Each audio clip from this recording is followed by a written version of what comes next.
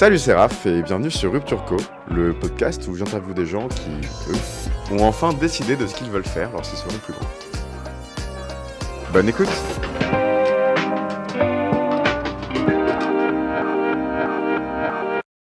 On dit souvent que nos racines finissent toujours par nous rattraper. Donc mon invité aujourd'hui a passé beaucoup de son temps à conseiller dans un costume sur mesure des gouvernements sur la dette souveraine, je dis pas de bêtises, chez Lazare. Exact. Après quelques années chez Lazare, donc il a décidé de tout plaquer pour suivre un peu plus son instinct. Et à la tête de Plaka, aujourd'hui, donc de 2 établissements, il décide de redonner ses lettres d'or à la cuisine grecque à Paris. Dimitri, déjà, est-ce que c'est une bonne introduction selon toi? Est-ce que ça résume un petit peu ce que tu fais aujourd'hui? Très bonne introduction. Merci beaucoup pour l'invitation et je suis très heureux d'être ici avec toi aujourd'hui. C'est juste, la seule chose, c'est que j'ai passé le plus de temps, surtout en fusion-acquisition chez Lazare, 5 ans et seulement 1 an pour conseiller les gouvernements sur des sujets macroéconomiques. Mais globalement, effectivement, je suis resté 6 ans chez Lazare, donc c'était juste. Ok, donc effectivement, t'es franco-grec d'origine. C'est ton père ou ta mère qui est grec? Les deux. Les deux sont grecs. Exactement. D'accord. Je suis né à Paris, mais mes 2 parents sont grecs. Tes 2 parents sont grecs. Ils sont aussi à Paris actuellement? Exactement. Ouais. D'accord. Donc t'as fait l'ESSEC, donc une école hyper prestigieuse. Voire la meilleure école de commerce en France. Enfin bon, certains comme disent ça. mais... Voilà, bon, ça reste des classements, on n'est pas là pour se formaliser. Puis t'as fait ensuite la Paris School of Economics, avant de rejoindre un peu Lazare. Donc t'as eu ce qu'on peut appeler un parcours royal, une voie royale en fait vers des métiers ou en tout cas un prestige qu'on considère comme ce qui se fait de mieux en fait actuellement. Et t'as décidé de tout plaquer il y a 3 ans. Donc en vérité, il y a 4 ans, je crois, t'as quitté Lazare. Et donc 1 an plus tard, t'as réussi à accoucher de Plaka, donc un premier établissement à Paris. Tu te considères aujourd'hui comme restaurateur, traiteur? Comment tu catégorises un petit peu ton activité? C'est une bonne question. Je pense que je me considère avant tout comme entrepreneur, au sens où j'entreprends et j'essaie de faire en sorte d'avoir mon entreprise qui fonctionne, qui croît, qui se développe, qui grandit.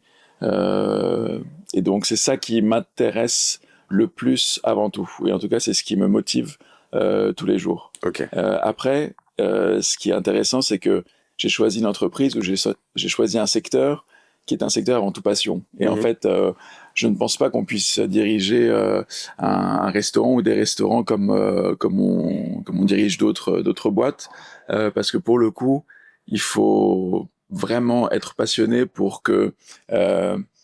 en fait, on peut pas tricher, je pense, sur la nourriture, parce qu'en fait, les gens goûtent, les gens mangent, les gens jugent, les gens testent, et si on n'est pas sincère dans ce qu'on fait, si on n'est pas bon, si on n'est pas juste, en fait, ça se ressent tout de suite, je pense. Ouais. Et donc, c'est là où je pense la petite particularité, c'est que voilà, il faut être passionné, il faut être très, très juste, très sincère dans ce qu'on fait en restauration. Alors, c'est une question que je vais poser plus tard, mais du coup, on est un peu là-dessus. Le 2e épisode que j'ai fait, c'était avec Thomas, qui lui, pour le coup, est restaurateur. Il se vend comme restaurateur. Et on avait cette discussion que, aujourd'hui, ce qui va faire le succès au monde d'un restaurant est basé sur beaucoup de facteurs, on va dire, tangibles. La localisation, ça va être le marketing, ça va être ce genre de choses. Est-ce que, pour toi, en fait, la passion arrive à transcender un petit peu ces facteurs-là et tu peux très bien te débrouiller, même si ton établissement n'est pas au meilleur emplacement, sur la meilleure place, dans la rue la plus passante? Je pense qu'il y a justement, tu parles à la fois de localisation et à la fois de marketing. Je pense qu'en fait, ce sont un peu des vases communicants où il y a peut-être un arbitrage à faire entre les deux. Et souvent, quand on a une mauvaise localisation, on va devoir en fait surcompenser, justement en investissant beaucoup plus en marketing. Et à l'inverse, peut-être que si on est vraiment bien placé dès le début, on n'a pas forcément besoin de beaucoup avoir de marketing et de pub. Je pense que c'est mon cas et c'est mon parti pris de me mettre plutôt justement dans des rues très passantes et commerçantes qui font que j'ai pas besoin d'investir et j'ai jamais investi en fait en marketing, en sponsoring ou en quoi que ce soit. Maintenant, alors oui, en conditions nécessaires mais pas suffisantes, il faut être excellent, il faut être juste, il faut être sincère.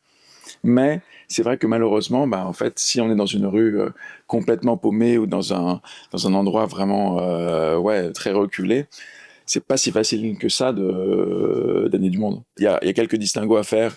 Peut-être que dans un restaurant, les gens peuvent beaucoup plus se déplacer en fait pour aller dans un restaurant parce que on va vivre une vraie expérience sur place. Il y a aussi la vibe générale qui va jouer sur notre choix.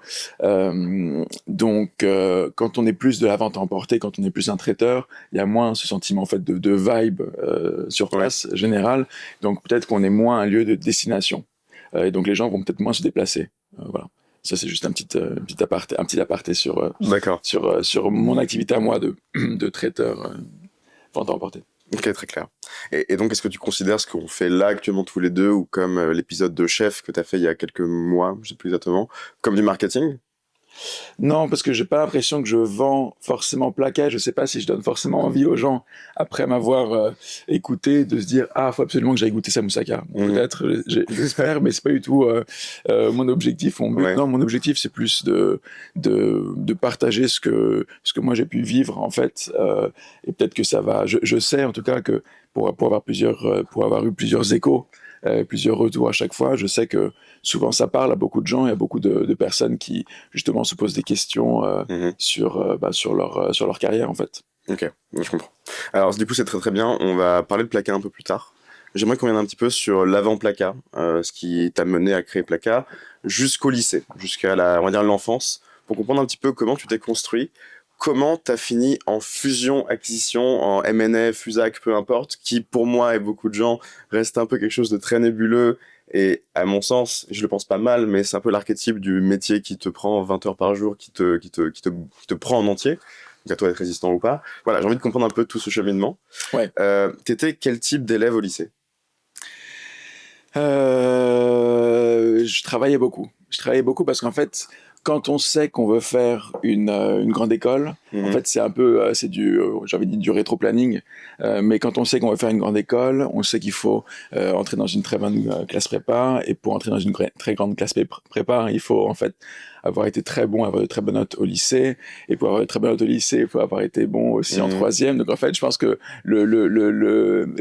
comment dire, le shift que j'ai eu, c'est plutôt fait. Bon, j'ai toujours aimé, on va dire, l'école en général. J'ai toujours aimé apprendre.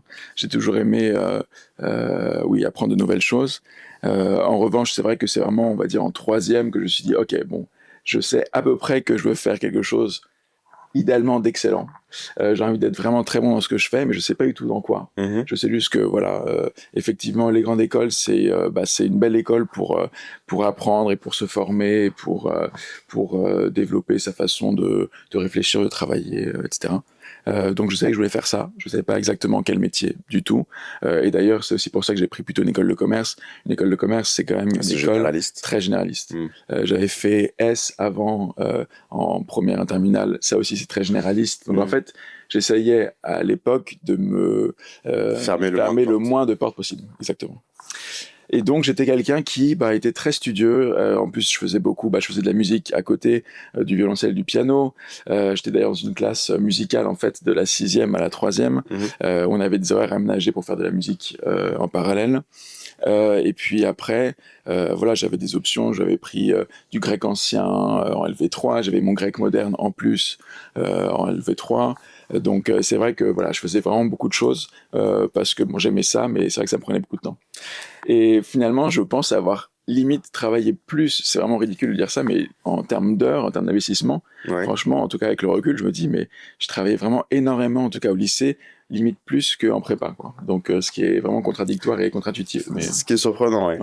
Et ce besoin, cette envie de faire une école prestigieuse nécessairement. Alors moi, ce que j'ai un peu cru voir transparaître dans ton podcast Chef, on en revient à ça, écoutez-le, il est super. J'ai l'impression que c'est un peu tes parents qui te poussaient dans cette voie-là. Est-ce que c'est un truc que tu avais conscientisé à l'époque, ou au contraire, tu voulais le faire toi-même, avoir une école prestigieuse, le statut, le titre qui va avec, etc. Ah, bien vu, bien vu. Je savais pas que ça avait transparé dans le podcast. Mais effectivement, ouais, je pense que, en fait, mes parents avait toujours valorisé en fait le travail de manière générale. Et puis le fait que mes parents eux-mêmes n'aient pas fait une grande école, n'aient pas fait la prépa, je pense que ils voulaient en fait un peu à travers moi vivre ça. Et d'ailleurs quand on est en prépa, c'est connu, hein, mais c'est un peu une aventure familiale parce qu'en fait le temps est tellement compté, tellement précieux que forcément la famille, si on a la chance de vivre avec sa famille pendant la prépa, souvent la famille va préparer les dîners, etc. Ouais. Donc va vraiment voilà, c'est une équipe en fait qui veut gagner ensemble. Donc il y a beaucoup de sacrifices aussi du côté familial pendant cette période-là.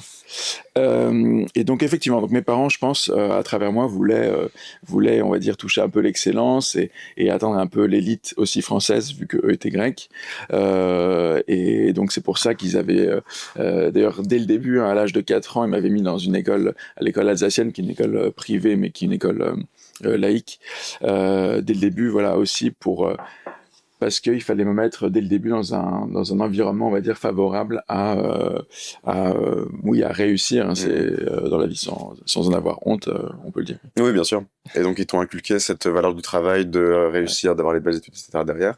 Donc, tu fais ton lycée en S, ta prépa ensuite, et tu arrives à l'ESSEC. Donc là, c'est 3 ans, il me semble, post-prépa, toi, l'ESSEC. Post-prépa, il y a 1 an de bachelor et après, effectivement, 2-3 ans de master, exactement. C'est ça. Donc, tu fais un master finance. C'est le master, quand on arrive après l'ESSEC, c'est un master très classique qu'on appelle master in management. Ok. Donc vraiment, après prépa, c'est le master en management. Après, effectivement, au sein du master, on peut se spécialiser dans différentes filières. Moi, je m'étais spécialisé à l'époque dans la filière finance et la filière économie. Économie. À l'époque, je voyais, il n'y a rien de péjoratif dans ce que je dis, mais effectivement, le marketing, par exemple, je voyais, on avait pas mal d'entreprises qui venaient nous parler de leur métier, et tout ce qui était n'importe quoi, mais le vendre des shampoings, par exemple, c'était quelque chose qui m'attirait, et je trouvais dans les chiffres de la finance quelque chose d'un peu plus sexy, un peu plus, j'ai envie de dire, challenging à l'époque. Et donc c'est ça qui m'a un peu plus attiré. Je comprends. Et je crois on fantasmait, alors peut-être plus avant, moins le cas maintenant, mais sur la finance, sur les traders, sur le côté un peu sexy de la City à Londres, par exemple, ou même à la Défense. Est-ce que c'est un truc que tu avais en tête quand tu as choisi ton master? Je pense que j'étais vraiment au moment où c'est un petit peu basculé, et je pense que je fais partie du dernier qui considérait effectivement que la finance était un peu la voie royale. Ouais. Et déjà, à mon époque, j'avais quelques camarades qui avaient plutôt choisi l'entrepreneuriat. Et c'était devenu vraiment beaucoup plus cool en fait, l'entrepreneuriat. Et les gens qui choisissaient finance étaient un peu, on va dire, les vieux gars à l'époque. Je l'assume. Mais c'était un peu effectivement les vieux gars. Pourquoi vieux gars en fait? Parce qu'il y a le côté, parfois, il y a le côté évidemment très formaté, très moule, en fait, et donc forcément, peut-être qu'on peut moins, en tout cas les premières années, développer sa personnalité, contrairement à l'entrepreneuriat, où là, pour le coup, on est beaucoup plus soi-même. Bien sûr. Voilà, donc il y a peut-être ça un peu. Il y a aussi, forcément, quand on parle de finance, on se dit, s'il choisit finance, c'est qu'il veut gagner de l'argent. Ça va souvent avec, on va dire, dans les raccourcis. Donc là aussi, effectivement, il y a un côté beaucoup plus, en tout cas peut-être en France, un peu plus péjoratif. Ouais, et puis j'imagine que si tes parents t'ont dit de faire une grande école et d'avoir un cadre un peu prestigieux, c'est in fine pour faire de l'argent, indirectement ou indirectement. Donc ça matchait en tout cas avec ton parcours jusque-là. Oui, mais ils m'ont jamais dit gagne de l'argent pour gagner de l'argent. Ouais. Et moi-même, je me suis jamais dit gagne de l'argent pour gagner de l'argent. C'est-à-dire qu'en fait, pour moi, l'argent était beaucoup plus un moyen de vivre, de se faire plaisir. Mais je suis pas beaucoup matérialiste. Okay. Et je considère que j'ai souvent considéré que je vis, que je gagne de l'argent surtout pour vivre et pour vivre pleinement, on va dire, parce que parfois l'argent peut être le manque d'argent en tout cas peut être un frein pour pour des activités, pour beaucoup de choses dans la vie. Pour moi, l'argent est vraiment est un moyen et jamais une fin. Ok, donc c'était pas un déterminant en tout cas. Pas du tout. Est-ce que de ne pas avoir fait ton master entrepreneuriat aujourd'hui, c'est un regret? Pas du tout. Pas du tout, ok. Pas du tout, parce que encore une fois, de toute façon, j'ai aucun regret sur ma vie et sur mes choix et sur ma carrière. J'ai adoré tout ce que j'ai fait de A à Z, et donc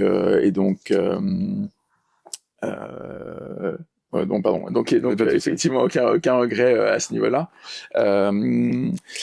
L'entrepreneuriat aussi, il y a un côté on apprend sur le tas, je pense, surtout Parfois, on crée des boîtes qui n'existent pas, enfin, ou dans des secteurs qui n'existent pas, vraiment from scratch. Et donc, oui, parfois, je pense qu'on apprend sur le tard. Souvent son métier. Et moi-même, pareil, à la restauration, je l'ai vraiment appris sur le tas. Je ne connaissais rien, alors je connaissais beaucoup de choses en cuisine, mais le métier en tant que tel, dans la restauration, gérer une entreprise de A à Z, j'en avais aucune idée. C'était vraiment un nuage très sombre. Donc, tu as consacré 1 an après Lazare là-dessus pour monter en compétence, j'imagine. Mais on va y revenir dans un instant. Avant ça, j'ai 2 questions. La première, je vais te la poser juste avant. Tu as mentionné grec ancien et du coup grec moderne. Je suis complètement profane, moi, du grec. Est-ce que le grec ancien est compréhensible quand tu ne parles que grec moderne? Est-ce qu'il y a quand même... Malheureusement, non. Ah ouais, à ce point-là. Alors, le grec ancien est plus proche du grec moderne que le latin du français. Ok. Donc, ouais. si aujourd'hui je te parle en latin, a priori, tu comprendrais pas. Pareil pour le grec ancien, mais en tout cas, les racines sont beaucoup plus... Les racines du grec moderne sont beaucoup plus empruntées du grec ancien que le français du latin. Voilà. Okay. Et autre particularité, c'est que, en tout cas en France ou dans les pays européens, on va utiliser un accent très spécifique pour parler le grec ancien, qui est l'accent d'Erasme. Et ça, cet accent, il n'est pas du tout utilisé en grec moderne. C'est-à-dire qu'en grec moderne, on a vraiment un accent à nous. Et donc, aujourd'hui, les Grecs qui existent aujourd'hui, quand ils parlent ou quand ils lisent le grec ancien, utilisent leur propre accent, et non pas l'accent créé par grec ancien. Ce qui est du coup radicalement différent. Ce qui est complètement différent. Exactement. Ok. Bon, c'est juste pour savoir.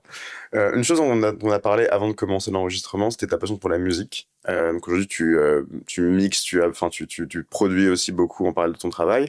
Est-ce que, donc tu as fait 10 ans de piano et violoncelle, ce que tu m'as dit, je crois. Exact. Est-ce que à ce moment-là, tu pratiquais encore le piano/violoncelle quand tu étais en classe préparatoire en école? Impossible. Au contraire, mis de côté complètement.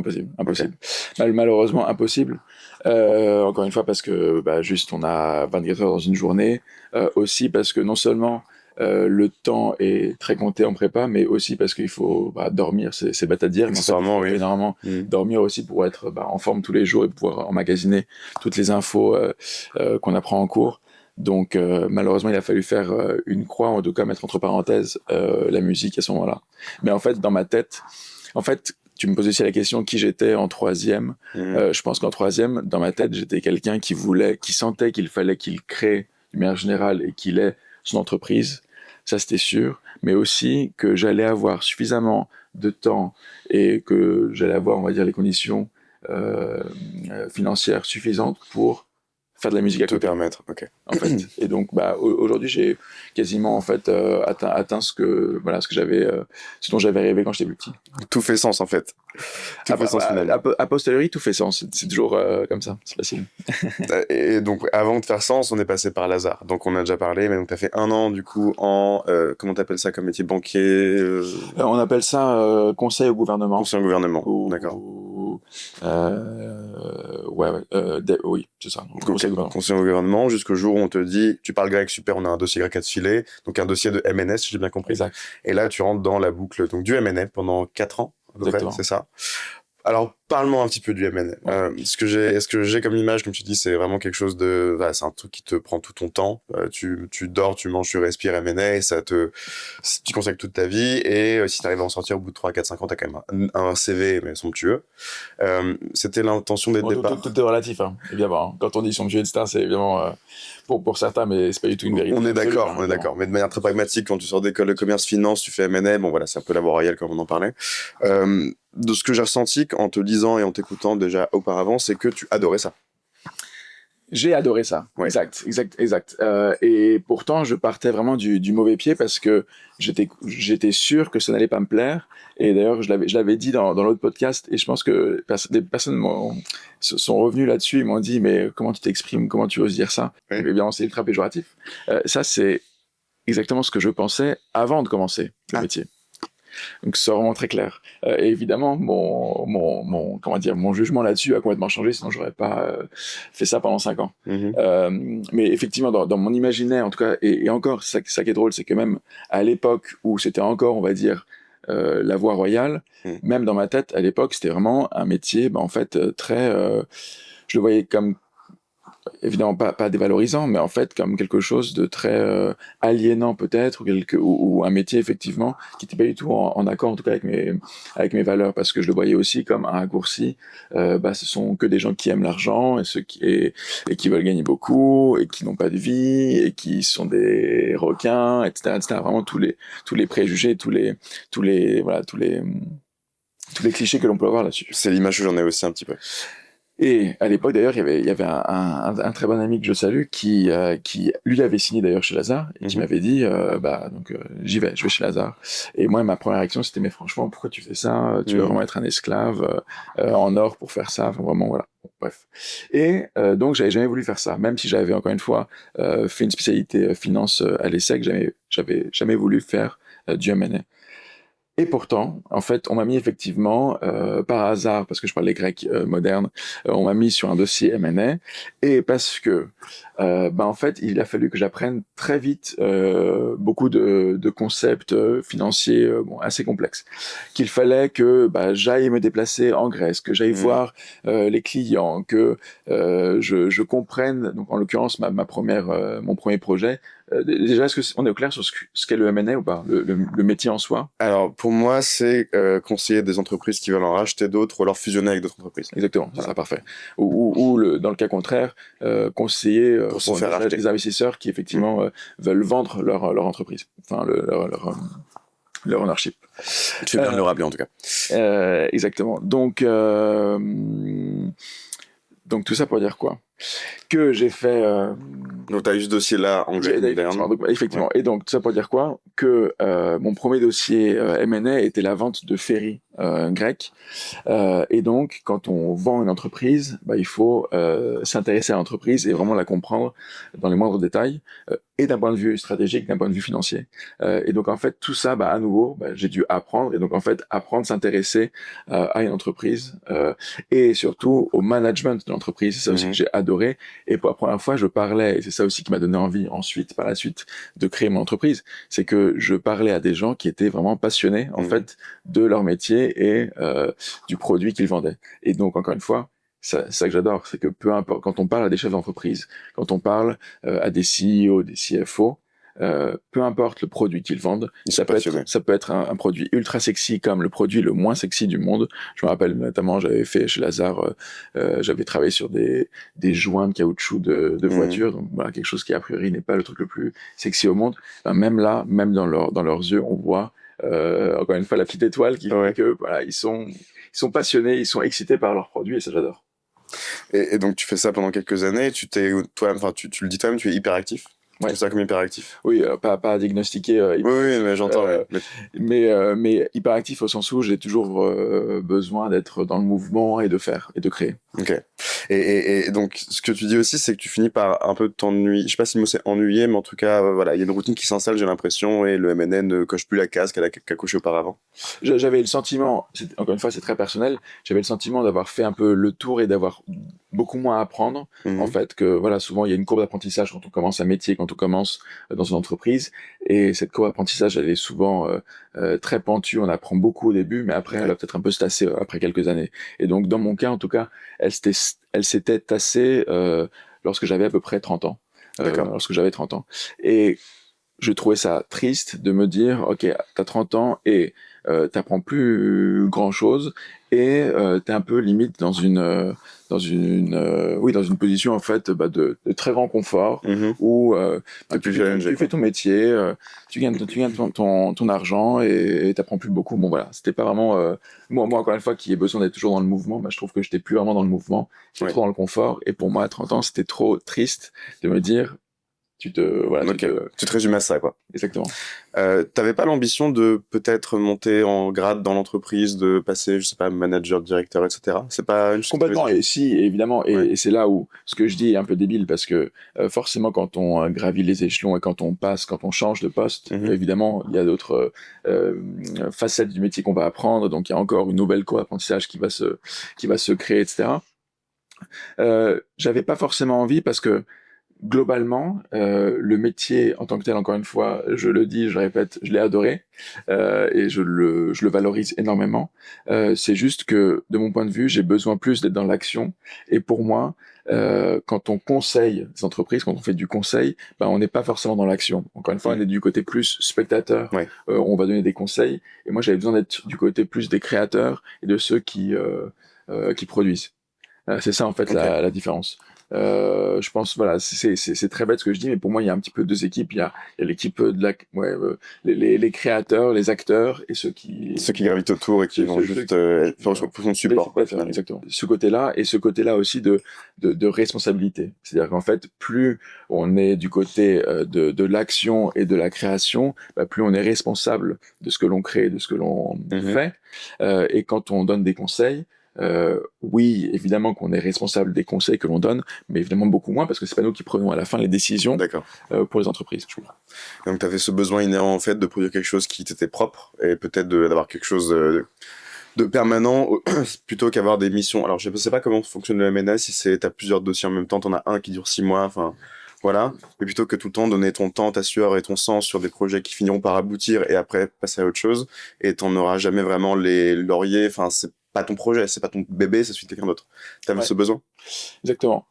Par rapport au projet, en fait, toute la différence peut-être par rapport au conseil en stratégie, c'est qu'on a énormément de dossiers à gérer en même temps. Et quand tu dis dossier qui aboutit, ben en fait, en M&A, c'est tout le problème et le business plan en fait du M&A, c'est qu'il y a très peu de projets qui aboutissent. En fait, je connais pas les chiffres. J'ai envie de dire comme ça à la louche qu'il y a peut-être 10, 15, 20% des projets qui aboutissent. Ah oui. Et donc tout le reste n'aboutit pas. Et comme grosso modo les banques, enfin les cabinets de M&A sont payés sur le succès principalement, en fait 80% du temps on travaille gratuitement quelque part. Et donc c'est pour ça qu'on est obligé de multiplier les dossiers pour être sûr qu'à la fin il y en ait au moins un qui fonctionne. Donc, tu me dis que tu as un petit goût d'inachevé quand même quand 80% de ton temps passé à travailler n'aboutit à rien. Oui, complètement, bien sûr, bien sûr. Non, il y a évidemment, il y a beaucoup de frustration aussi, parfois, qui est compensée par le succès de celles qui marchent, mais oui. Ok. Et est-ce que tu gardes en tête un, peut-être, projet ou dossier sur lequel tu as bossé qui t'a vraiment plu, et grisé? Tu parles de gens passionnés. Est-ce qu'il y a une boîte en particulier qui sort du lot? Ouais, je pense que, il y en a beaucoup, mais je pense que celle qui m'a le plus surpris, on va dire, c'est celle qui, c'était la vente du leader de l'élevage de dorade au monde.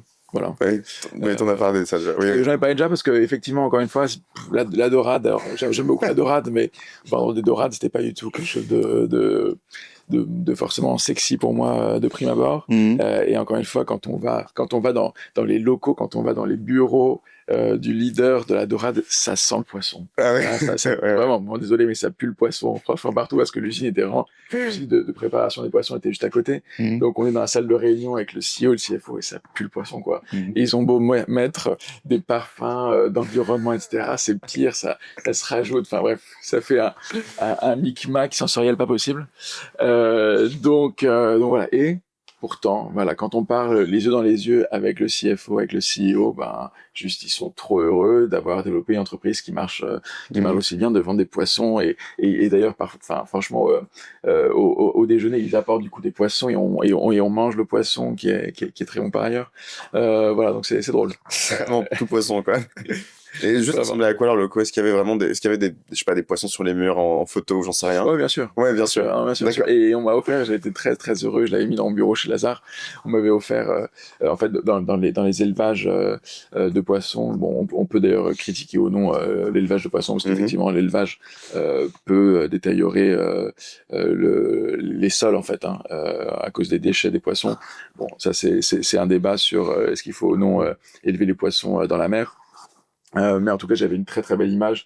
En fait, les filets qui retiennent les poissons de la pisciculture, qui retiennent les poissons donc, dans la mer, parfois se détachent, se brisent. Et donc, en fait, il y a des plongeurs qui, tous les matins, vont checker les filets et vont, avec des bouteilles, et vont checker les filets et les réparer si besoin. Et j'avais une très très belle photo d'un plongeur qui réparait un filet, qu'on m'avait offert comme bah, pour me remercier du travail fait. J'avais beaucoup aimé cette photo. Ils étaient basés où, pardon? Comment? Ils étaient basés où, du coup, les producteurs de dorade? Proche d'Athènes En Grèce, principalement et dans le Péloponnèse. Ouais. Donc, tu avais beaucoup de clients grecs, ce que je comprends. Bah, alors initialement j'ai beaucoup commencé effectivement parce que c'était quelque part ma force et ma spécificité, c'était de parler grec simplement. Donc en fait je passais beaucoup de temps en Grèce pour des dossiers grecs et donc c'est comme ça que j'ai commencé. Après je me suis aussi spécialisé dans le luxe et aussi je travaille avec des entreprises du CAC 40, donc voilà, plus diversifié. Ça peut varier quand même. Donc tu parlais tout à l'heure du fait de vouloir en fait, donc tu voyais ces gens passionnés, tu voulais toi aussi vivre de ta propre passion et produire quelque chose de peut-être plus tangible. Comment ça se traduisait d'un point de vue physique? Est-ce que c'était une forme d'anxiété? Est-ce que c'était une sorte de bore-out? Donc c'était un peu ennuyé, pardon? C'est un bon point. Je pense pas avoir somatisé ça Non. de quelque façon. Et je faisais beaucoup de sport à l'époque et j'avais besoin en tout cas de trouver, mais en général, un équilibre dans ma vie entre le travail, le sport, la famille. Donc ça, je l'avais et je pense que c'est le sport d'ailleurs qui faisait en sorte que j'aille bien et que je... T'avais un exutoire, quoi. Ouais, complètement. Mais de quelque façon, enfin, est-ce que ça c'est, ouais, je pense que j'étais quand même foncièrement pas aligné avec qui j'étais et je pense que un des problèmes globaux, en tout cas de peut-être des métiers de la finance, en tout cas quand on commence, c'est que forcément on entre dans un moule. Ça je pense que c'est un fait et on peut pas vraiment le nier parce que en fait on te demande juste d'exécuter au début, voilà et il y a pas forcément on n'a pas forcément de valeur ajoutée et je pense que je suis quelqu'un de assez enfin voilà, j'ai ma personnalité en tout cas et j'aime bien l'exprimer et malheureusement j'avais vraiment le sentiment d'être très très très oui, un peu formaté, contraint, mis dans un moule. Je me rappellerai toujours, ça c'était assez un gros choc.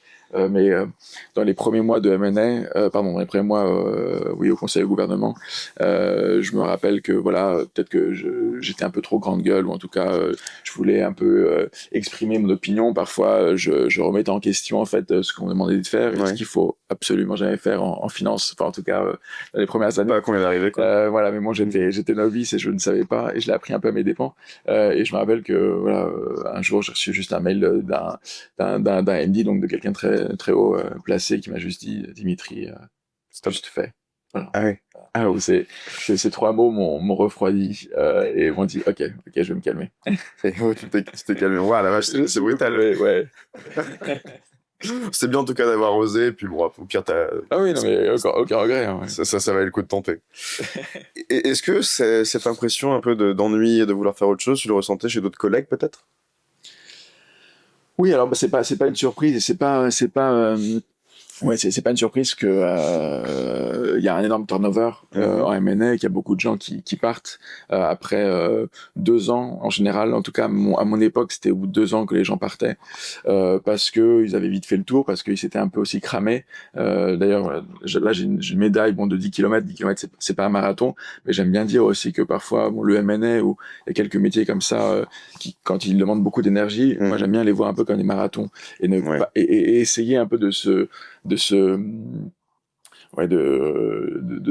temporiser, on va dire, et de garder de l'énergie aussi pour plus tard. Okay.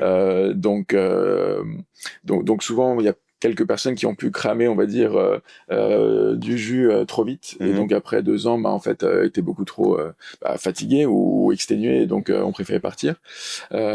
Aussi parce que voilà, il y a comme on le dit, en tout cas dans cette voie-là de la finance, le M&A est une voie royale, et souvent après il y a des postes qui sont un peu plus faciles, on va dire, en tout cas qui demandent moins de travail, qui rémunèrent aussi bien, voire mieux. Donc pourquoi rester quand on peut avoir d'autres choses. Et à la fin, je me rappelle d'ailleurs, quand je suis parti après 5 ans, j'étais quasiment un des derniers à être resté de ma promotion. C'est ce que j'allais demander. Ouais. Donc, quand même souvent, on dit que les meilleurs partent les premiers. Donc, va savoir. T'en tiens tes propres conclusions. Bon, on arrive en 2021. Et là, j'imagine que enfin, tu te dis, ça y est, je vais faire autre chose, il faut que je parte. T'as fait le tour, ça fait 5 ans que t'es là, honnêtement, t'as plus rien à prouver, j'imagine. Ce qui m'a fait dire... On a toujours en M&A en tout cas, on a toujours, peut-être dans d'autres métiers, moi en tout cas je parle pour le M&A, on a toujours quelque chose à prouver et malheureusement ou heureusement il faut toujours être au top et il suffit, c'est fou mais il suffit d'une seule petite erreur pour que finalement toutes les bonnes choses qu'on ait pu faire avant remise en question. s'annulent, n'existent plus, s'effacent et on retiendra que la petite erreur. Donc ça c'est très très très traître. Oui, voilà. Ça a l'air anxiogène, en tout cas très exigeant, très exigeant. Yes. Donc 2021, effectivement, tu te décides à partir déjà, parce que Plaka n'existe pas encore à ce moment-là. La raison tout à l'heure pour laquelle je t'ai dit que j'avais eu l'impression que c'était tes parents qui t'étaient un peu poussés dans cette direction-là, c'est que tu expliques aussi la façon dont tes parents ont appris la nouvelle et ont digéré, en fait, où tu leur as dit, écoutez, papa, maman, je veux devenir traiteur grec. Je sais pas comment tu l'as présenté, je crois que c'était un truc un peu comme ça. Ah, exact. Et tu décris un peu la panique ou la stupeur dans les regards de ta mère. Donc c'est comme ça que j'ai un peu... mon coming out. Ouais, c'est ça. De traiteur, en fait. Alors, raconte-nous un petit peu comment ça s'est passé entre ton départ et le début de Plaka. Bon, c'était donc effectivement, j'avais annoncé que je pensais avoir fait le tour et que je voulais tourner la page de Lazare et que je voulais du coup faire quelque chose d'autre. Et pour moi, c'était assez évident que j'allais faire effectivement dans la restauration parce que voilà, je suis passionné de cuisine, dans la cuisine grecque parce que je suis passionné de cuisine grecque et parce que je suis grec, ça aide quand même. Donc pour moi, c'était assez évident et donc bon, effectivement, j'ai partagé mon envie, mon désir avec eux. Et ma mère l'a effectivement très mal pris parce que, encore une fois, je pense que c'est aussi un travail d'équipe, comme je disais tout à l'heure. Et eux, quelque part, ils m'ont donné la main et on a travaillé ensemble pour que j'arrive à entrer dans une bonne prépa, à faire une belle école, une bonne école, à entrer chez Lazare. Donc en fait, ils étaient un peu avec moi en fait tout ce temps-là. Donc je pense que il y a pas que moi qui travaillais en fait chez Lazare. Il y a effectivement ma famille et ma famille était très fière de dire à leurs amis que je travaillais chez Lazare, etc. Donc voilà, c'était un peu aussi une fierté, on va dire familiale. Ça se comprend. Et je pense qu'effectivement traiteur, en tout cas à l'époque, quand on dit juste traiteur, effectivement, il peut avoir un côté un peu plus péjoratif. En tout cas, beaucoup. En fait, je pense que c'est surtout au-delà du côté péjoratif, il y a peut-être le côté moins ambitieux en fait que l'on peut entendre dans le mot traiteur ou dans le côté traiteur. Après, encore une fois, ça c'est ma vision des choses. L'ambition, elle passe pas forcément par il faut que ça brille et il faut faire des entreprises qui sonnent bien et qui ont le beau nom. Pour moi, l'ambition, c'est d'être le meilleur dans un domaine que je choisis. Ça c'est ma vision de l'ambition. Donc je considère que même si je ne suis plus chez Lazare et que j'ai des traiteurs grecs, je considère que je suis toujours aussi ambitieux, en tout cas dans l'excellence que je veux donner à ce que je fais. Okay. Ça change pas qui tu es fondamentalement, t'es quelqu'un qui bosse et qui est ambitieux, quoi. Tu choisis donc la cuisine grecque, pardon. Cette passion pour la cuisine grecque te vient de tes parents, j'imagine. Qui cuisine entre ton père et ta mère? Les deux, effectivement. Et... petite parenthèse, parce que pour pas parler au présent, juste j'ai perdu ma mère il y a 3 ans.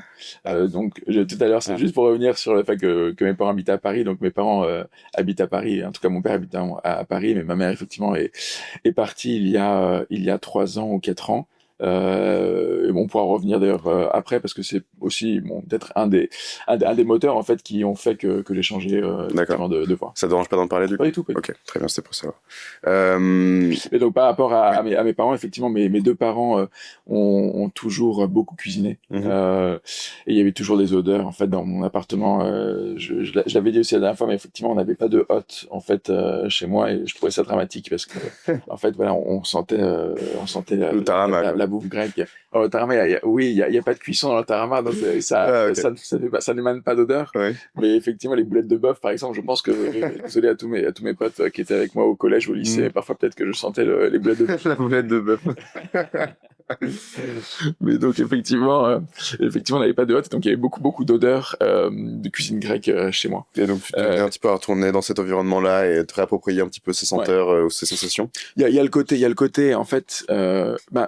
D'ailleurs, c'est marrant, mais on disait toujours, bon, je pense que c'est un classique, mais souvent, quand dans une famille, quelqu'un cuisine bien, on aime bien lui dire, ben, attends, ouvre un resto, t'es vraiment très doué, fais ça. Souvent, on disait ça aussi à ma mère pour rigoler, parce qu'effectivement, elle cuisinait vraiment très, très bien.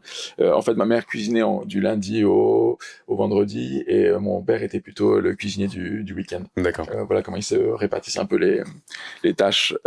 Et on a d'ailleurs, on mangeait toujours, c'était un luxe quelque part, hein, ils avaient le temps pour ça, mais en tout cas, on mangeait toujours maison, et c'était vraiment impossible qu'on mange quelque chose de surgelé, par exemple. Ou des plats préparés, c'était vraiment impossible. Et est-ce qu'il y a un plat phare qui ressort de cette cuisine-là, de tes parents?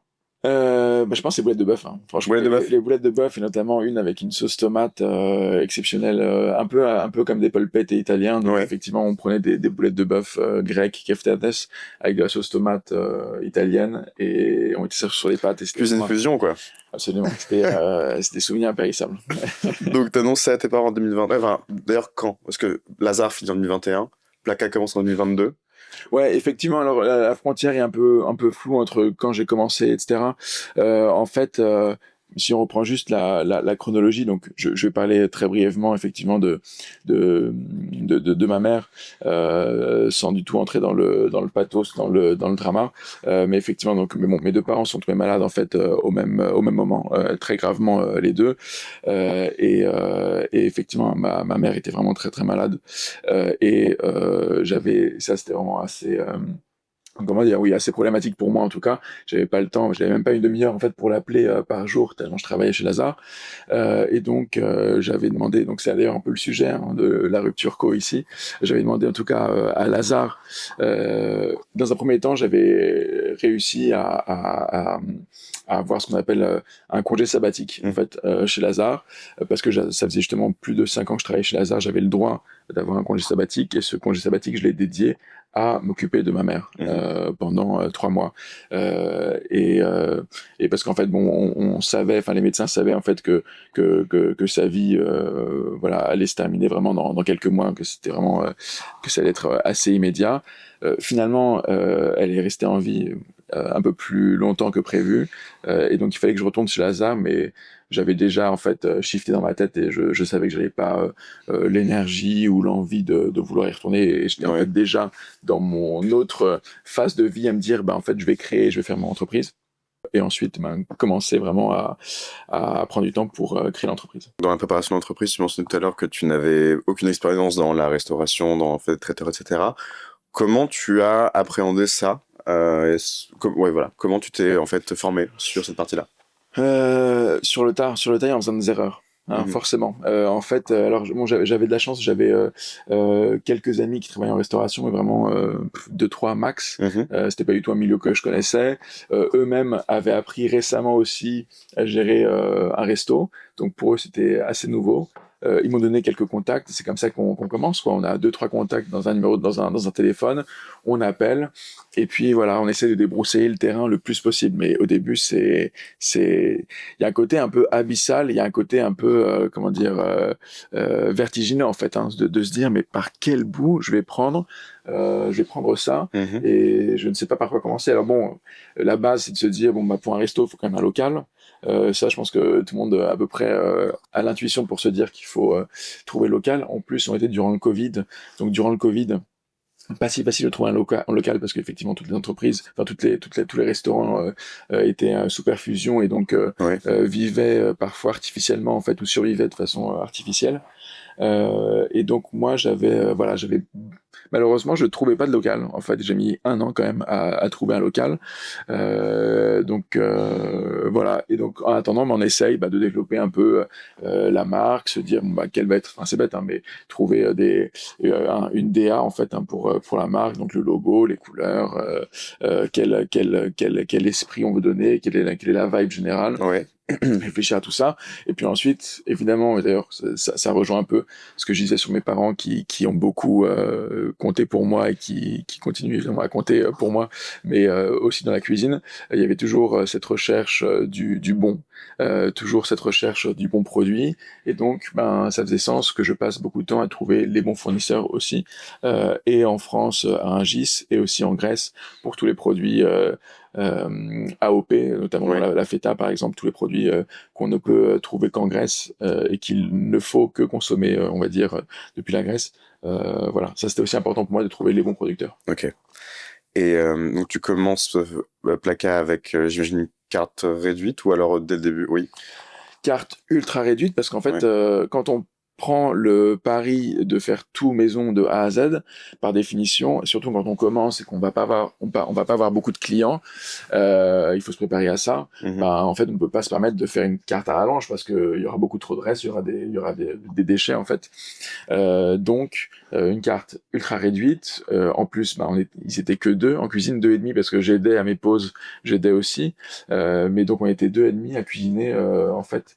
Ok. Par définition, voilà, il fallait réduire la carte. Et c'est aussi le parti pris de se dire, euh, et d'être un peu plus dans l'air du temps, je pense, de se dire, mieux vaut faire peu mais ultra bien, que se dire, on va avoir une carte à rallonge qui va faire plusieurs pages, mais franchement, où tout est plutôt moyen et pas Oui. très maîtrisé. Mm. Voilà, Ouais, ouais, je comprends. c'est un parti pris. Et comment est-ce que tu as choisi les plats que tu allais proposer en premier? Il fallait à la fois le plus grand des classiques de la cuisine grecque, donc forcément de la moussaka, du tarama, du tzatziki, Mhm. des beignets de courgettes, voilà vraiment la base. Et puis j'aime pas trop, parfois j'aime pas trop la fusion en général, et donc j'essaye de rester le plus possible dans le Authentique. carcan de Mhm. l'authentique, des recettes traditionnelles, notamment des recettes de ma grand-mère, donc quelque chose de très très classique. Parfois juste, on peut prendre des recettes de la grand-mère, mais avoir ce petit twist qui fait que c'est un chouïa plus pro, on va dire. Mhm. Parce que parfois, effectivement, bah, quand la cuisine de la grand-mère, la cuisine familiale, c'est toujours une cuisine très très bonne parce qu'elle est faite, bon c'est bête hein, ce que je vais dire est très classique, mais bon elle est bonne parce qu'elle est faite avec amour Mhm. avant tout et on la partage avec des gens qu'on aime, donc forcément elle est bonne. Mais parfois il manque des mini techniques, on va dire, de cuisson ou de préparation qui font que bah, voilà c'est forcément vendable et Oui. Oui. accessible dans un vrai restaurant. Voilà, évidemment qu'on voit toujours la différence entre un plat fait, enfin pas toujours, mais j'ose espérer que dans un bon restaurant, on voit la différence entre voilà un plat fait dans un restaurant et un plat fait à la maison. Mhm. Il y a de par les ustensiles, les équipements, les techniques de cuisson préparation, il y a quand même forcément une différence à la fin. Et est-ce que tu trouves aujourd'hui que les plats que vous proposez sont à la hauteur de tes attentes? Enfin, j'imagine que oui, quelque part, mais de ce que toi, tu as pu connaître étant plus jeune, dans ton idéal des classiques grecs? Complètement, bah même plus en fait, Plus encore, oui. même mieux encore. En fait, j'espère et j'essaie de sublimer ce que moi j'ai pu connaître. J'ai dans la bouche quand je déguste, j'ai à la fois en termes de texture et en termes de saveur, j'ai exactement ce que j'ai pu manger quand j'étais plus petit. Mhm. Peut-être je pense que c'est le côté plus visuel évidemment qui est aussi ultra important Mhm. et qui qu'aujourd'hui j'essaie aussi de sublimer parce qu'effectivement faut aussi que visuellement c'est vraiment très beau et très très fin. T'ouvres alors Placa, donc le premier établissement qui est Et, situé où? et Pardon, parenthèse là-dessus, vas-y. parce que j'ai beaucoup aimé un très très bon souvenir aussi au début de Placa, c'est quand Ouais. j'ai fait goûter. Au début, j'avais un cercle d'amis et forcément on fait goûter. Hein, au début, on fait tester. Juste avant, quelques jours avant que j'ouvre. Et j'avais regroupé tous mes potes qui avaient goûté, qui avaient dit que c'était très bon. Bon, j'étais content qu'ils trouvent ça bon. Mais j'ai ma famille surtout qui est venue. Donc j'ai surtout mon père, ma sœur. C'est effectivement avec eux que j'avais partagé ben, toutes ces saveurs-là, Mhm. qui sont venus, qui ont goûté, et j'ai vu dans leurs yeux que, ok, c'est bon. Ah ouais. J'avais atteint le niveau. En fait, plus que j'avais atteint le niveau. J'étais même meilleur en fait que ce qu'on avait pu connaître. Et je pense que vraiment c'était le moment où en fait peut-être le plus fier en fait, c'était Ouais. moi à me dire j'ai réussi ce que je voulais. Ah, trop bien. C'était une de mes questions justement, mais trop bien. Donc ton père approuve la cuisine de Placa et Bien sûr, bien voilà, sûr. elle fait honneur à la tradition grecque. Ouais, et souvent, enfin, il prend beaucoup enfin, il prend beaucoup, je lui envoie beaucoup de placards, évidemment. Mm. Et il en mange allègrement toutes les semaines, et ma sœur aussi. Donc en fait, il y a plus de Too Good To Go, quoi. C'est tout va à papa. Tout good, quoi pas. Donc le premier Placa ouvre en 2022. Est-ce que tu pourrais me rappeler l'adresse, pardon, exactement? La première, c'était Ouais. au 46 rue Legendre, dans les Batignolles, dans le 17e. Au Batignolles. Et t'expliquais aussi qu'il y avait quand même un peu de rivalité de quartier avec bah, soit les concurrents directs dont les autres traiteurs grecs, soit j'imagine les autres traiteurs du quartier. Ah ouais. Comment se passaient les débuts pour Placa? Ouais, plutôt mal. Plutôt mal, enfin, d'un point de vue juste voisinage, Relationnel, ouais. ouais, relationnel, plutôt mal, parce que Ouais, je pense que peut-être que je faisais peur en fait, hein, parce que je voulais que mes boutiques soient belles, et donc j'avais aussi investi. Bah, et puis je travaille aussi avec ma sœur, son copain, mon père, qui sont tous les trois architectes, qui ont beaucoup de goût tous les trois, et donc Mhm. forcément on a voulu faire aussi une boutique qui soit belle, donc un beau lieu. Et je pense que ça détonnait peut-être un petit peu à l'époque dans la rue Legendre, qui aujourd'hui est une rue qui a énormément monté, qui est vraiment très très qualitative. À l'époque, je pense qu'on détonnait un petit peu dans la rue. Et donc j'ai peut-être dû faire peur à quelques commerçants du quartier qui se sont dit mais c'est qui celui-là Mhm. qui fait une boutique aussi belle. Et puis bon, forcément j'ai aussi parfois, je l'avoue, j'ai une tête parfois de premier de la classe, ou une tête voilà, d'école de commerce, malheureusement. Et donc voilà, je pense que ça peut aussi énerver certains et faire peur à certains. Je pense que l'un dans l'autre, à la fin, euh, plus on est concurrent dans une rue, plus c'est bon. Mhm. Parce que finalement, la concurrence amène, pour plusieurs raisons. Un, parce que par définition, quand on a de la concurrence, ben, il faut monter par le haut. Et donc, en fait, monter en qualité et toujours se remettre en question. Ouais. Donc, soit créer de nouvelles recettes pour se différencier, soit juste être encore meilleur dans ce que l'on fait. Mhm. Ça, je pense que c'est important. Et puis aussi parce que souvent, la rue devient beaucoup plus un lieu de destination. Justement, on parlait au début du podcast, on parlait de quand on est localisé dans une rue peut-être pas très connue, etc. C'est un problème. En fait, plus on est dans une rue assez concurrentielle, plus les gens vont venir de manière générale Oui. manger. Et s'il y a beaucoup, imaginons par exemple le midi, qu'il y ait beaucoup de bouches à nourrir parce qu'il y a tous les gens qui travaillent dans le quartier, ben, plus il y a de restos, plus mais là il y a trop de queues, finalement on va aller chez l'autre, etc. Donc en fait ça se Ça stabilise, s'équilibre. ça s'équilibre, et donc en fait tout le monde y gagne, je pense. Et donc c'est pour ça que aujourd'hui la relation est vraiment très bonne, et il y a plus rien à dire là-dessus Ouais. avec mes voisins avec qui je m'entends très bien, parce qu'en fait je pense qu'ils ont compris qu'effectivement j'étais pas du tout un ennemi, mais au contraire on est tous dans le même bateau quelque part. Ouais, et tu mentionnes le fait que du coup tu sors d'école de commerce, il y a un peu ce côté, même les gens qui sont pas du milieu viennent essayer de prendre du coup la part du gâteau. Enfin, ça s'est vraiment ressenti. Tu penses que vraiment, en te voyant, on se disait, il a fait les secs, il a une sorte de cabinet de conseil, Je pense que ouais. je peux avoir un côté trop propre sur moi, Mhm. ouais, peut-être, mais ça a dû se ressentir. Après, je l'ai jamais mal pris, et je pense que ça, bah, en fait, encore une fois, quand on fait bon, je me répète, hein, mais quand on fait les choses sincèrement, et quand on voit que mes intentions, en fait, elles sont pas du tout là pour faire de l'argent, pour gagner tout le monde, pour gagner tout le monde, on va dire pour tuer tout le monde, Ouais. et pour être le requin dans le milieu, et que moi je veux juste faire quelque chose de bon, de bien, et que les gens aiment. Je pense que voilà, Mhm. quand une fois l'objectif est louable, tout se passe bien. Ok. Tu dis aussi que tu voulais pas tomber dans le cliché, donc pas tomber dans enfin le traiteur grec qui est blanc et bleu, etc. Il me semble qu'on est plus sur du vert en termes Exact. d'alpaca. À part ça, qu'est-ce qui fait partie du cliché du traiteur grec? Le traiteur grec, il a toujours les mêmes plats.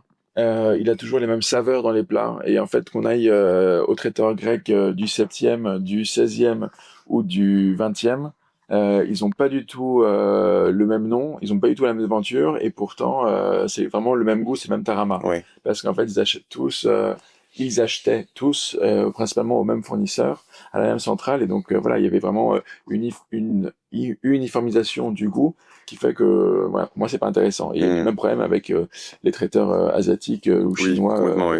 il y a longtemps, et aujourd'hui c'est beaucoup plus différencié, et heureusement, et plus fait maison. Mais donc il y a ça sur le goût. Après sur la devanture, bon bah, enfin la devanture sur la vibe globale. Souvent c'est du par des Grecs, donc il y a le côté quand même très authentique là-dessus. Ça c'est sympa, on est toujours bien accueillis. Mhm. Ça c'est plutôt les bons clichés. Dans le mauvais cliché, c'est encore une fois, ouais, peut-être qu'on va trouver toujours les mêmes produits, Mhm. et puis il n'y a pas toujours bon, et on joue énormément sur les codes de l'imaginaire collectif de la Grèce, donc bleu, blanc, statue à poil, Bien sûr. voilà. Ok. Et d'ailleurs, Et drapeau placard. grec, Et forcément. pardon? Et le drapeau grec, forcément. Évidemment, placardé partout dès qu'on a l'occasion. Et c'est ça, ça va s'appeler Ça s'appelait Apollon, Aphrodite. Athéna, etc. On a toutes les déesses et les dieux grecs du Parthénon, quoi. Là où Plaka, du coup, c'est de référence au quartier d'origine où tu viens à Ouais, Athènes. exactement. Athènes. C'est mon quartier familial à Athènes. C'est vraiment le quartier, un des quartiers les plus centraux d'Athènes, au pied de l'Acropole, Oui. du Parthénon. Et puis ça veut dire aussi amusement en grec. Et voilà, Ah. encore une fois, moi je suis dans l'approche de m'amuser, de jouer un peu sur les recettes, sur les traditions. Et le nom sonne bien, il se retient bien. Enfin, en termes Ouais, d'image, c'est exact. parfait. Ouais, il fallait trouver aussi un nom qui soit court, facile à retenir, je pense. Ouais. Après, souvent, quand je le dis, parfois quand je mâchouille mes mots et que j'articule pas, les gens entendent placard plutôt que placard, ce qui est bon, moins cool, mais voilà, mon placard fonctionne. On a parlé de la réaction du coup de ta famille quand tu as annoncé ça. Quelle était la réaction alors pas forcément peut-être tes amis, mais en tout cas tes anciens collègues ou ton environnement issu un petit peu de cette sphère M&A, conseil, etc. Je pense que, ouais, bon, que du positif. Alors, quasiment que du positif.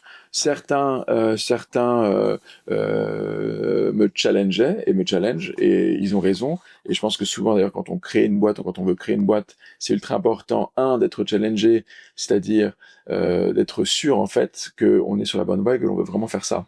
Que l'on veut vraiment faire ce produit-là, qu'on veut vraiment faire ce métier-là d'entrepreneur. C'est ultra important.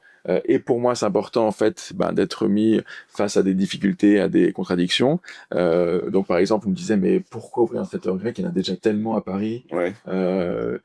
Quelle est ta valeur ajoutée en fait par rapport à ça? D'autres peut-être me parlaient un peu effectivement de déclassement social, un petit peu, mais bon ça m'intéressait pas vraiment parce qu'encore une fois, il y avait le côté toujours ambitieux en moi. Ouais. Après, je pense qu'il faut faire ultra attention. J'ai pas envie de dire à l'hypocrisie, mais il faut faire attention à la bienveillance des gens. Souvent, les gens vont se dire ah super. Enfin, en fait, moi j'avais surtout des ah super, trop bien, un resto, c'est trop bon, je viendrai, j'adore manger, j'adore la cuisine grecque, ça va être trop bien, etc. Mais en fait, voilà, bon, c'est génial, c'est des mots ultra bienveillants et qui font plaisir, mais bon, parfois c'est juste aussi de la politesse, je pense. Et voilà, il faut rester ultra conscient des défis qu'on peut avoir et des difficultés. Parce que effectivement, entre guillemets, d'ailleurs, c'est aussi un des problèmes, je pense, de la restauration globalement, et ce qui fait que, d'ailleurs, aujourd'hui, il y a quand même beaucoup de restaurants qui mettent la clé sous la porte, c'est que c'est un métier aussi où, entre guillemets, n'importe qui peut le faire. Il faut, il y a beaucoup parfois c'est un métier que l'on fait par défaut parce qu'on n'a pas beaucoup de choix, et voilà, parce qu'on sait un petit peu cuisiner, ou parfois même c'est ça aussi le problème, hein, et des gens ne savent pas du tout cuisiner et juste ils vont acheter des produits congelés déjà faits qui vont réchauffer. Ouais. Donc bon, heureusement ça se fait de moins en moins parce que je pense que le palais en tout cas des Français c'est affiné. Encore plus affiné et encore plus exigeant, et a fortiori à Paris, mais partout ailleurs en France. Donc voilà, tout ça pour dire que n'importe qui peut le faire, et donc il y a beaucoup de gens qui se disent ah mais moi aussi j'ai envie de faire un restaurant, trop bien, ça va être super, etc. Bon ouais, ok, trop bien, mais en fait voilà, au jour le jour. Faut juste gérer plein de problèmes, hein. Ça, c'est aussi mon métier aujourd'hui. En fait, tu disais au début qui je suis, ou en tout cas quel est mon métier. Mon problème, lapsus. Mon métier, c'est de gérer les problèmes, hein, avant tout, et aussi de gérer le personnel, parce que j'ai 25 employés. J'ai pas envie de dire gérer parce que je trouve que le mot est pas le bon, mais en tout cas ouais, peut-être prendre soin de mes 25 employés, en tout cas s'assurer que tout se passe bien. Oui, d'autant plus quand t'as pas forcément d'expérience d'avant dans ce genre de secteur, c'est pas simple. Et est-ce qu'il y a des qualités ou des compétences qui t'ont beaucoup servi chez Lazare par exemple, que tu utilises encore aujourd'hui de manière très pragmatique? Ouais, Excel. Excel sur l'éternel, oui. Voilà, ça oui, beaucoup. Tous les jours, j'ai Excel ouvert, aussi bien pour envoyer des devis pour du catering, pour des événements d'entreprise, ouais, bon, pour m'assurer en fait que l'entreprise fonctionne bien. Et après, non, globalement, l'organisation, évidemment. Je pense que parce que quand on fait du M&A, on a énormément de dossiers à gérer en même temps. Là, j'ai énormément de sujets à gérer en même temps, des problèmes à gérer et pour lesquels il faut trouver une solution tous les jours. Mais c'est ça surtout, je pense. L'organisation, et rester calme, ne jamais stresser. Et j'espère je pense réussir à, d'une manière générale, rester calme et surtout à ne jamais transmettre mon stress ou les problèmes à mes employés. Ça, je pense, c'est ultra important. Et c'est d'ailleurs, c'est peut-être, je pense, une des raisons pour lesquelles j'ai si peu de turnover chez Placa, le fait que mes employés, se sentent plutôt bien chez Placa et aiment bien rester. Ouais. Voilà, tout le stress que moi je peux avoir, j'essaye soit de l'analyser, de l'identifier et d'avancer quoi. Ok, Ouais. ok. Donc tous les Et process donc et tout. l'organisation est ultra important. Bon, et évidemment, ça va de soi, la rigueur, la recherche de l'excellence, c'est aussi quelque chose que j'ai retrouvé chez Lazare et que j'essaye d'avoir aussi ici. Et c'est pour ça, je pense que j'ai tellement d'entreprises dans le secteur du luxe, dans le secteur de la finance, du droit qui me contactent pour des événements parce elles savent que souvent enfin pas souvent, c'est qu'on essaie toujours d'être excellent. Donc en fait, ton image de marque s'est transposée de Lazare à Placa et en fait, on change pas un homme, donc tu restes aussi rigoureux et ambitieux que tu étais avant.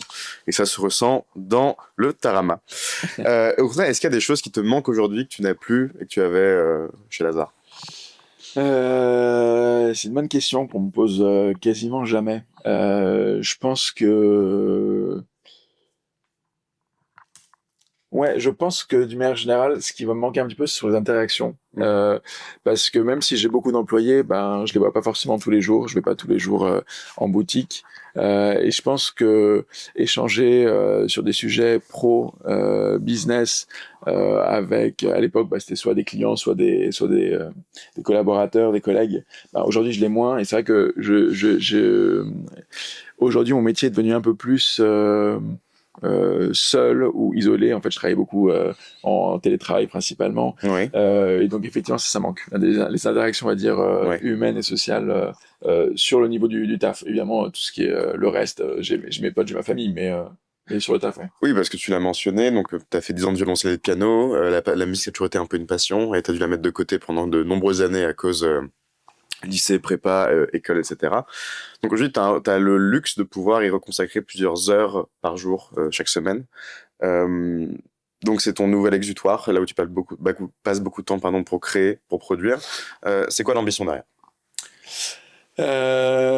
L'ambition, il y a pas une ambition au sens où il y a pas encore de vision. D'accord. C'est encore trop récent pour avoir une vision là-dessus. Mhm. Je sais juste que c'est important. Pourtant, de manière générale, c'est important pour moi de créer. Donc, c'est important pour moi de créer aussi au niveau de la musique. Donc, aujourd'hui, je crée. Donc là, je me donne un an pour créer le plus possible des tracks que moi j'aime, en tout Mhm. cas, et qui, j'ose espérer, vont aussi plaire à d'autres personnes. Ok. Mais voilà, donc pour le coup, j'ai envie de dire que je suis peut-être moins ambitieux, ou en tout cas, en fait, c'est plus que c'est un projet encore très personnel, Ouais. à ce stade.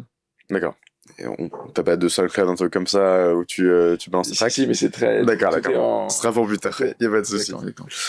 On arrive gentiment vers la dernière partie de l'épisode. Déjà, une question que j'aimerais te poser en préambule. Est-ce qu'il y a une question que tu aurais aimé que je te pose mais que je ne t'ai pas posée? Un sujet? Est-ce que t'es heureux? Est-ce que t'es heureux? Non, mais Alors, en vrai, tu l'as l'air complètement et ça transparaît par ton discours, mais oui. Est-ce que t'es heureux aujourd'hui? non, mais pourquoi je pose la question? Parce qu'en fait, euh, on a beaucoup parlé de l'objectif dans la vie, de qui je suis, de la création, du côté créateur, côté spectateur. Aussi, tu as beaucoup parlé, et à juste titre, de mes parents, du poids de mes parents, et aussi le fait qu'ils voulaient pour moi que je fasse une grande école, que j'ai un parcours prestigieux. Mhm. Mais en fait, faut évidemment jamais oublier en fait pourquoi on fait tout ça et pourquoi on essaie d'avoir un parcours prestigieux, pourquoi est-ce qu'on essaye de faire telle ou telle action, de prendre telle ou telle décision. Moi, c'est juste pour être heureux, en fait. Mhm. Et je suis heureux. Je suis heureux parce que je suis 100% aligné avec qui je suis et ce que je veux être, en fait. C'est une excellente question, une excellente réponse, honnêtement. Et aussi parce que je suis bien entouré, que Ouais. j'aime mes amis, j'aime ma famille, et que voilà, donc je suis aussi comblé à ce niveau-là. Et donc, on est toujours insatisfait parce qu'on est humain. Aujourd'hui, tu es heureux. Après quoi tu cours et quel serait le prochain objectif?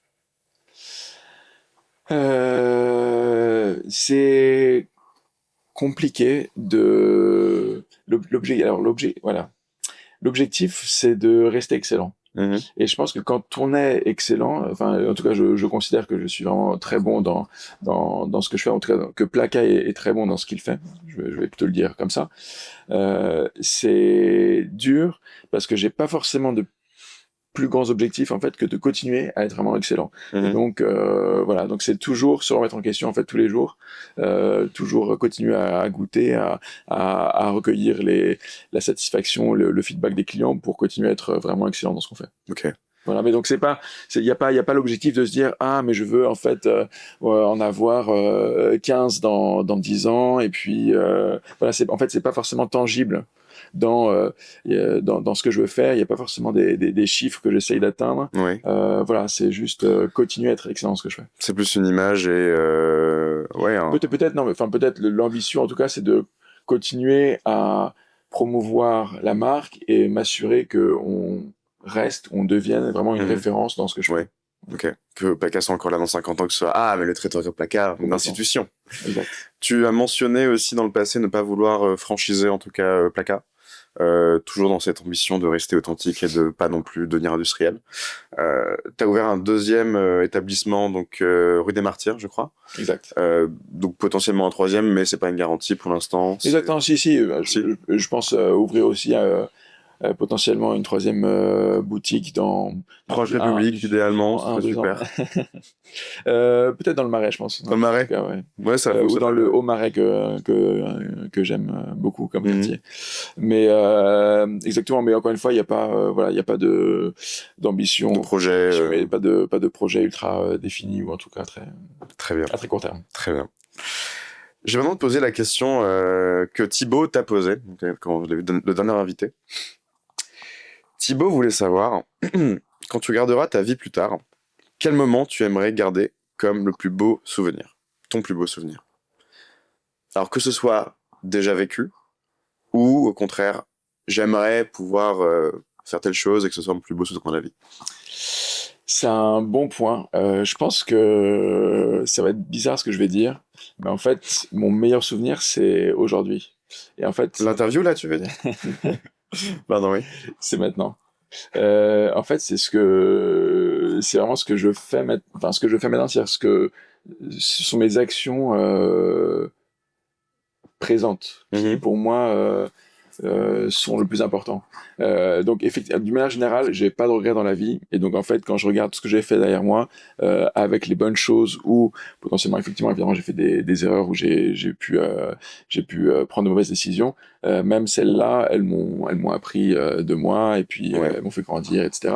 Donc j'ai d'une manière générale zéro regret sur la vie. Mais en fait c'est ça, c'est que je suis tellement excité par la vie en général, tellement excité par aujourd'hui, par demain, ce que je suis en train de faire, ce que je vais faire, que j'ai juste zéro regret, et c'est maintenant que je suis au mieux en fait. Ok, voilà. Trop bien, c'est la meilleure réponse. Est-ce que du coup Dimitri, t'aurais une question pour le prochain invité?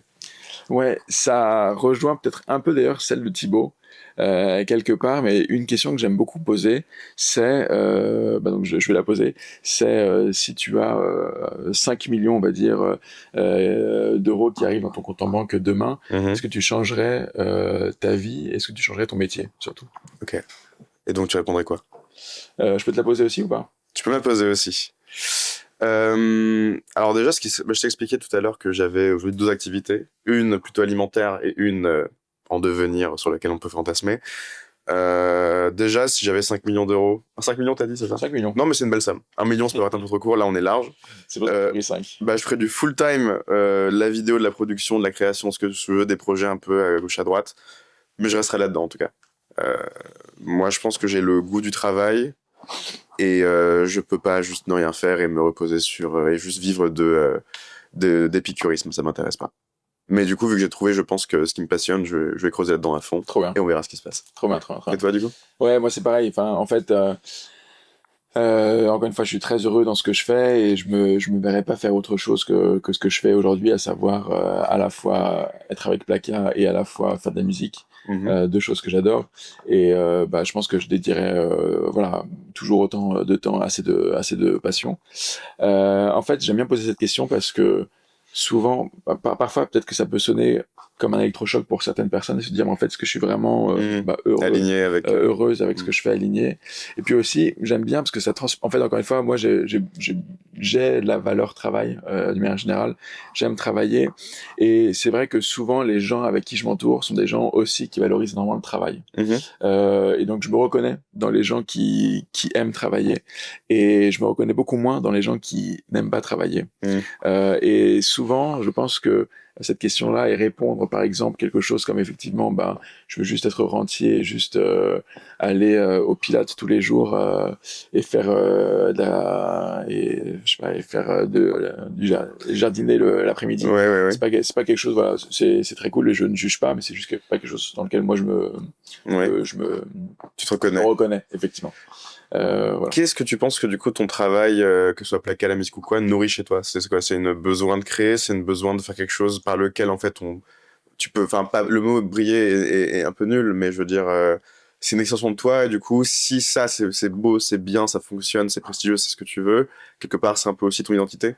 Est-ce qu'il y a un peu de ça, un peu d'ego peut-être? Ouais, mais non, pas forcément l'ego, mais plus le sujet de se compléter soi-même en fait, en fait s'épanouir, ça veut dire quoi? Ça veut dire sentir qu'on est, enfin en tout cas pour moi, c'est m'épanouir, ça veut dire sentir que je suis pleinement en vie, pleinement dans ma vie, et que j'accomplis ce pourquoi je suis sur Terre, en gros. Et moi, j'ai le sentiment, au fond de moi, que ma raison d'être sur Terre, c'est de créer. Et c'est comme ça, en fait, que je me sens vivant et que je me sens pleinement en moi. Et si dans le passé c'était traiteur, maintenant c'est de la musique, peut-être demain c'est encore autre chose. Tu te fermes aucune porte, Voilà, quoi. Exactement. Comme le bac S et comme l'école de commerce. Qu'est-ce qu'on peut te souhaiter pour demain? Que ça continue, hein. Ouais. Que ça continue. Pourvu que ça continue. Non, bon, la santé avant tout, je pense. La santé, c'est important parce que si on n'a pas la santé, évidemment, on peut pas profiter pleinement de la vie. Et puis ensuite, continuer de n'être que amour et travail. Voilà. Trop bien. Et donc, on peut te retrouver chez Placard. Donc, il y a celui au Batignolles, j'ai oublié le nom. Le Legendre, rue Legendre. Il y en a deux, rue Legendre, et dans les Batignolles, et rue des Martyrs, dans le 9e. Beaucoup, évidemment, en événements et entreprises et privés. Ok, et j'ai pas encore l'occasion d'y aller, mais de ce que je vois sur internet, ça a l'air exceptionnel, donc ça sera un grand plaisir. Merci beaucoup, Dimitri. Merci à toi, Raphaël, merci beaucoup. Merci d'avoir écouté Rupture Co. Si l'épisode t'a plu, n'hésite pas à partager, liker ou même simplement nous le faire savoir sur nos réseaux sociaux. Tu retrouveras tous les liens en description. En attendant le prochain épisode, pose-toi la question. Et toi, tu veux faire quoi quand tu seras plus grand ?